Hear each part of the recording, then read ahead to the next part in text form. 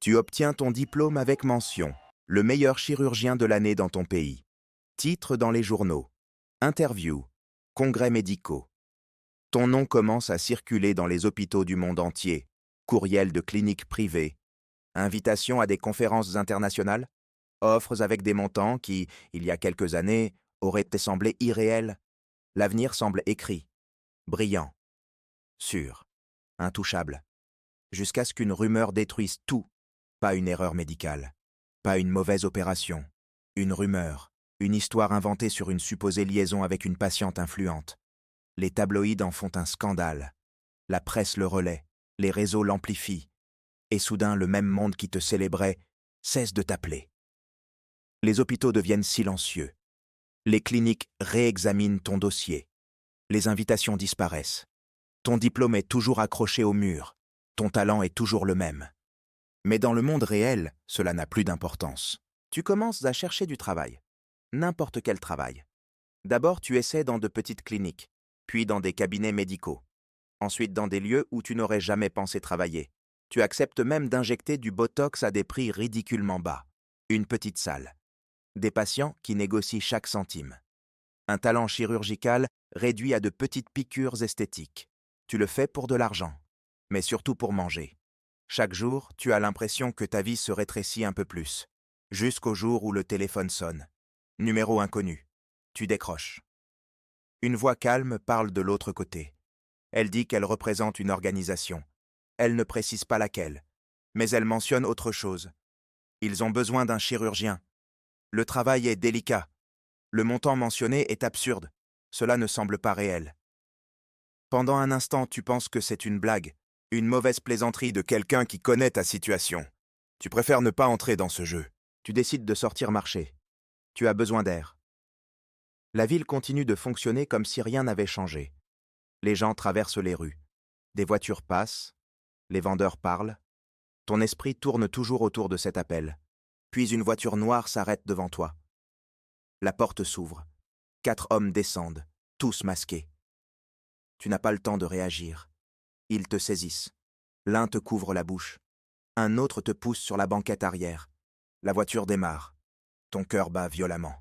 « Ce n'est pas une plaisanterie », dit l'un d'eux, comme s'il avait lu dans tes pensées. On te bande les yeux. Le trajet dure longtemps, ou peut-être seulement quelques minutes. Avec les nerfs, c'est impossible à savoir. La voiture s'arrête enfin. Ils te descendent.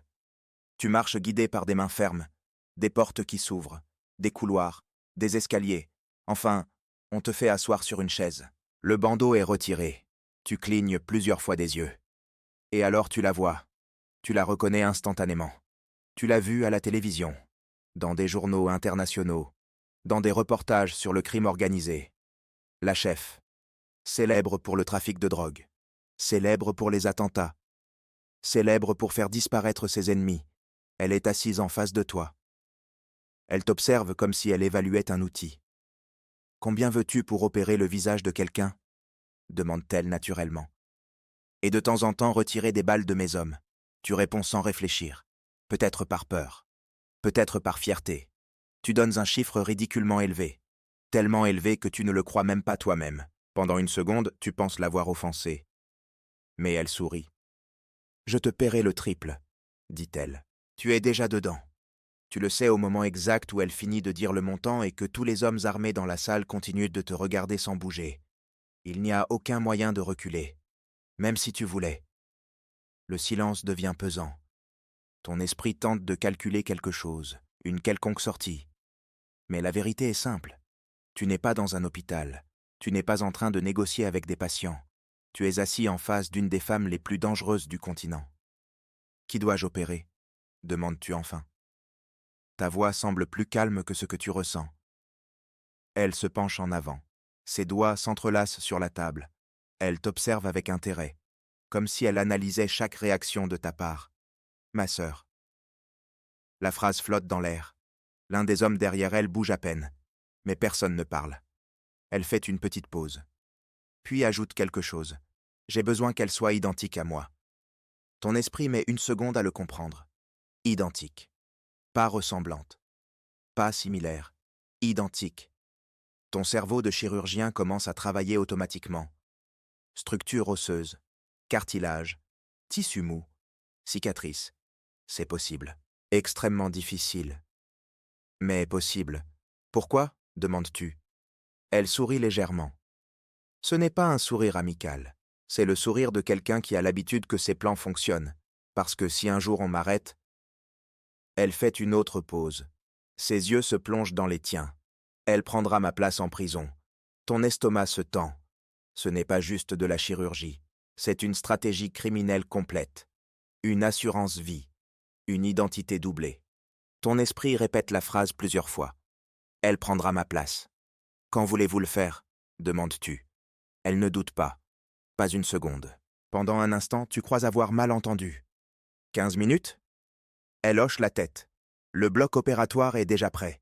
Tu regardes autour de la pièce. Les hommes armés, les caméras, les portes fermées. Et tu comprends quelque chose. La décision a été prise bien avant ton arrivée. Tu n'étais que la dernière pièce manquante.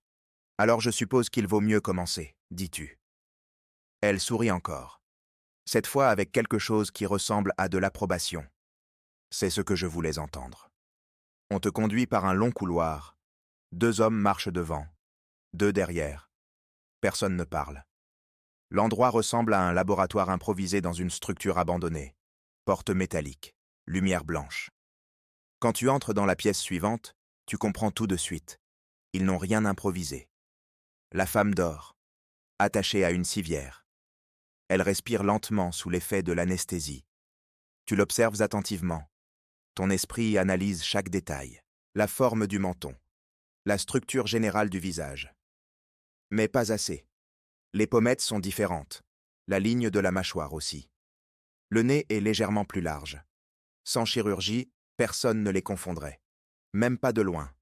Tu fais le tour de la civière. La lumière chirurgicale s'allume au-dessus de vous. La salle est prête. Instruments chirurgicaux parfaitement alignés. Scalpel.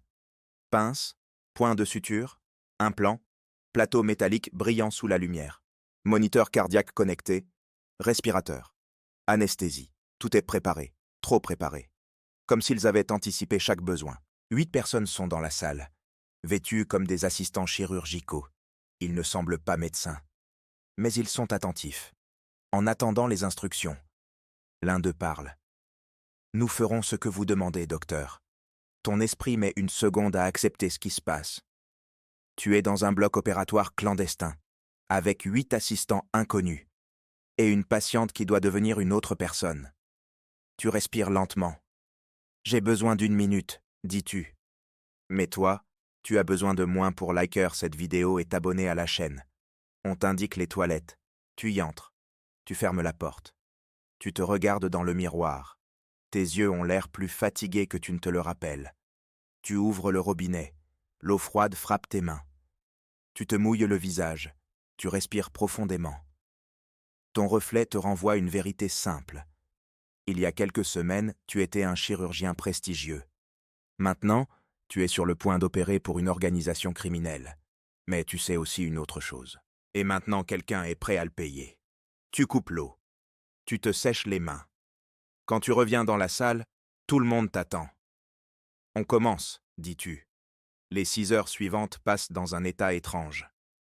Concentration absolue. Coupe précise. Réglage au millimètre. Os, cartilage, tissu. Chaque décision change le résultat final. Les assistants obéissent à chaque instruction. Pince, point de suture, compresse, implant. La chef observe derrière une vitre, sans bouger, sans parler. Quand tu poses enfin le dernier point de suture, tu regardes le visage de la patiente. Elle respire, stable, vivante. Et quand l'inflammation disparaîtra, personne ne pourra les distinguer.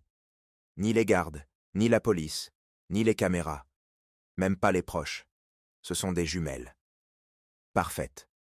Et à ce moment, tu comprends quelque chose d'inquiétant. Tu viens de construire le mensonge le plus dangereux de ta carrière. La chef tient sa parole. L'argent apparaît sur ton compte. Plus d'argent que le système légal ne t'a jamais offert. Ce jour-là, ta vie change. Ton nouveau travail commence. Si on t'appelle à 9 heures du matin, tu y vas. Si on t'appelle à 9 heures du soir, tu y vas.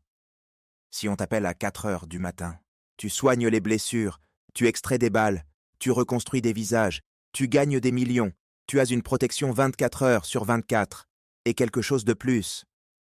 Le respect, le monde légal t'avait expulsé, mais ici, tu es apprécié. Une nuit, ton téléphone sonne, c'est la chef. Sa voix sonne différente, désespérée. J'ai besoin que tu viennes maintenant. Elle ne donne pas d'explication. Tu mets ton casque. Tu montes sur ta moto. Tu conduis à toute vitesse. Quand tu arrives à la cachette, tout le monde semble tendu. Inquiet. La chef apparaît. On a tiré sur ma sœur, dit-elle. Ses yeux plongent dans les tiens. Tu dois la sauver. Notre vie dépend de cela. Tu entres au bloc opératoire. Tu la vois sur la civière. La blessure est grave. Le sang couvre les draps. Tu commences à travailler. Mais quelque chose te dérange. Quelque chose ne colle pas. La peau, les cicatrices, les détails. La femme sur la table n'a pas les marques de la chirurgie que tu as faite. Cette pensée reste suspendue dans ton esprit. Mais tu n'as pas le temps. Des heures plus tard, tu réussis à la stabiliser. Tu sors de la salle. Tu dis qu'elle n'est pas encore hors de danger. Tu t'assieds pour te reposer. Mais quand tu décides de revenir la voir, tout explose. Une explosion brutale. L'impact te projette à plusieurs mètres. Tu ne comprends rien. Tu regardes ton abdomen. Un éclat de verre est incrusté dans ta poitrine. Tu sais ce que cela signifie. Sans chirurgie rapide, tu vas mourir. Tu tentes d'avancer. Tu arrives à la salle, ce qu'il reste d'elle. Tu crois entendre une voix. Ce n'est pas un jeu. Et tout devient noir. Tu te réveilles sur une civière. On t'a opéré. On t'a sauvé. Mais tu n'es pas dans un hôpital. Une alarme retentit. La porte s'ouvre. La chef entre. Elle s'approche. Elle prend ta main. Tu sais qui je suis ? La question pèse. Alors tu comprends. La voix. Les cicatrices. La femme que tu as opérée est maintenant la chef. La vraie chef a été remplacée. Ta vie dépend de ta réponse.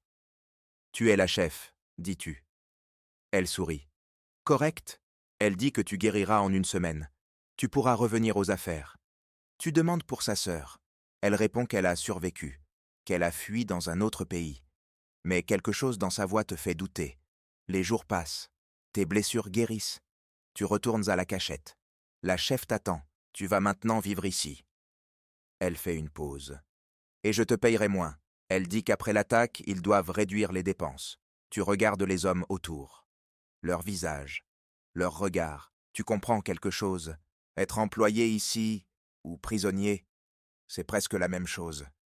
Tu acquiesces. Mais à l'intérieur, tu fais une promesse. La nuit, tu rencontres d'autres. D'autres prisonniers. Ils planifient un attentat.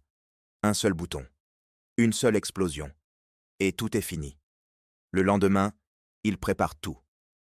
Les nerfs te consument. Tu as le détonateur. Tu dois appuyer dessus quand elle sera seule dans la salle des voitures. Mais quand le moment arrive, elle entre accompagnée. Des hommes innocents, des gardes, des chauffeurs. Ton doigt hésite. Tu ne veux pas tuer tout le monde. Alors quelqu'un t'arrache l'interrupteur. Ils ne sont pas innocents, dit-il, nous non plus. Et il appuie sur le bouton. L'explosion est énorme. Les voitures amplifient le feu. Quand tu te réveilles, tu es toujours en vie.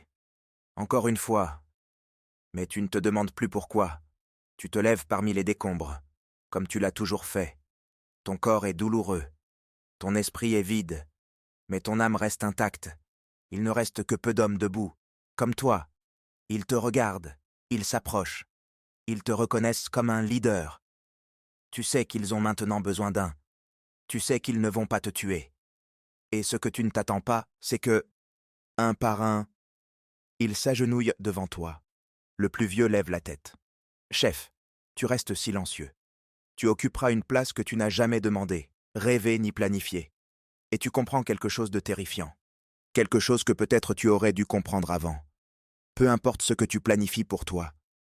Ni tes connaissances, ni tes diplômes, ni ce que tu mérites. Encore une fois, la vie te donnera ce qu'elle veut pour toi. Tu voulais être chirurgien et admirer des autres. Maintenant tu seras un chef mafieux et tu auras peur des autres.